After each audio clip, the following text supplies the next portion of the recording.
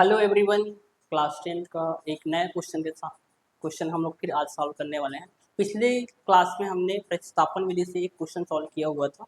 इस बार हम लोग विलोपन विधि से क्वेश्चन सॉल्व करने वाले हैं। ठीक है, तो देखिए विलोपन विधि से हम लोग इस इक्वेशन को सॉल्व करने वाले हैं। दो इक्वेशन दिया हुआ है, इसको हमको विलोपन विधि से सॉल्व करना है। ठीक है, तो देखिए विलोपन विधि में क्या होता है, विलोपन विधि में हमको x वाले टर्म को इक्वल रखना रहता है दोनों समीकरण का।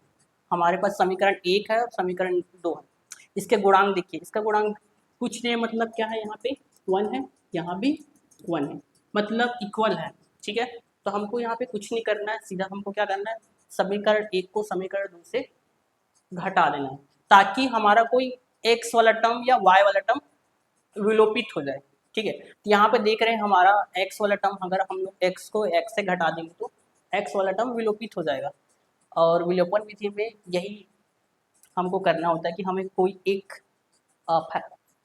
x का वैल्यू या y का वैल्यू को हमको विलोपित करना होता है। ठीक है, तो चलिए करते हैं। तो हमको क्या करना है, समीकरण 1 में समीकरण 2 को घटाने पर, ठीक है, देखिए समीकरण 1 क्या है आपका, x plus y equal to 6 और समीकरण 2 क्या है, x minus y equal to 2। इसको हमको घटाना है, घटाते हैं चिन्ह बदल जाता है। ठीक है, तो ये हो जाएगा माइनस, ये वाला प्लस, ये वाला माइनस, तो x और माइनस x ये कैंसिल हो गया।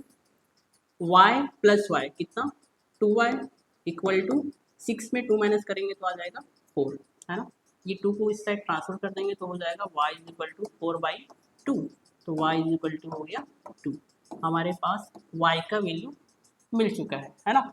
अब हमें चाहिए x का वैल्यू, है ना। x के वैल्यू को प्राप्त करने के लिए हमें क्या करना है, y के वैल्यू को हमको या तो इक्वेशन 1 में या तो इक्वेशन 2 में कहीं भी रख देंगे तो हमको x का वैल्यू प्राप्त हो जाएगा। ठीक है, तो चलिए, तो हम क्या करते हैं, इक्वेशन 2 में रख देते हैं y के वैल्यू को। ठीक है, तो y के मान को समीकरण 2 में रखने पर, ठीक है, तो देखिए आपका इक्वेशन 2 क्या है, x minus y equal to 2। ठीक है, हमको y का वैल्यू रखना है, y बराबर 2 दिया हुआ है, तो x माइनस y की जगह पे हमने क्या रखा, 2। ठीक है, बराबर 2। ठीक है, ये माइनस 2 उधर ट्रांसफर होगा तो क्या हो जाएगा, x is equal to 2 plus 2 हो जाएगा, माइनस 2 इधर आके plus 2, x is equal to कितना हो गया, 4। ठीक है, तो हमें मिल गया, x का वैल्यू भी प्राप्त हो गया और y का भी वैल्यू प्राप्त हो गया। इस तरह से हम लोग विलोपन विधि का यूज़ करते हैं।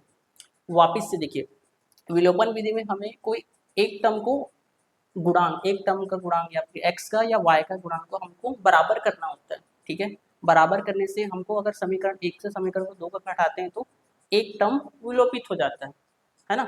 तो विलोपित हो जाने से दूसरा टर्म मिलता है, दूसरा टर्म का वैल्यू निकालते हैं, उस दूसरा वैल्यू को हम कोई भी इक्वेशन में रखते हैं तो हमको पहला वाला वैल्यू प्राप्त हो जाता है ना। ठीक है, यही अपना विलोपन विधि है।